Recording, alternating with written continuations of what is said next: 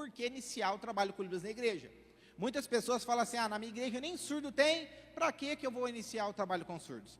Ou na minha igreja tem um surdo, só que ele vem uma vez ou outra. Por que eu vou ter um trabalho com surdos na igreja? Na minha igreja não tem nem surdo, ninguém que sabe Libras, ninguém tem esse interesse, por que eu devo iniciar um trabalho com surdos na minha igreja? Essa é uma pergunta que nós precisamos ter resposta saindo daqui, para conseguir ajudar outras pessoas a iniciar esse trabalho também. Então, a gente colocou 3 pontos importantes, que está em cima de tudo que nós conversamos aqui. O primeiro é uma inclusão espiritual. O segundo é acesso ao Evangelho a todos. E o terceiro, testemunho do amor cristão. Esses 3 pontos estão baseados em cima da ordenança de Jesus. Ide, fazei discípulos e pregai a toda criatura. Quando fala toda criatura, foi respondido aqui pelo surdo ser um humano. O surdo é alguém como todos nós. Ele precisa desse acesso.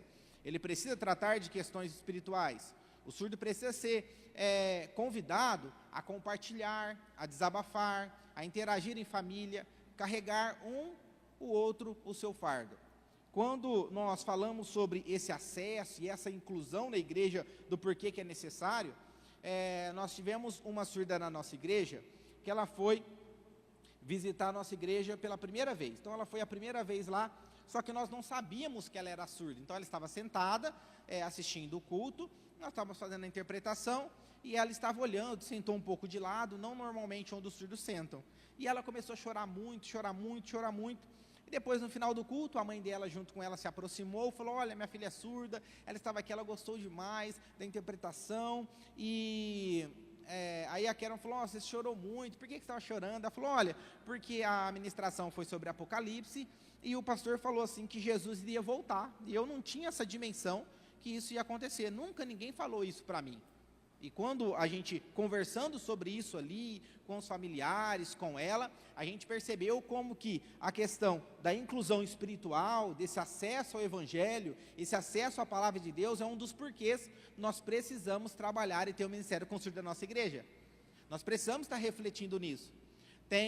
Tivemos casos de surdos que chegaram na igreja e aí perguntaram, olha, eu sempre vejo cruzes, a cruz, eu vejo a cruz e um homem pregado na cruz, quando eu vou em uma repartição pública tem lá, quando eu vou na escola tem, quando eu vou em vários locais aqui da sociedade tem uma cruz e um homem pendurado, o que é isso?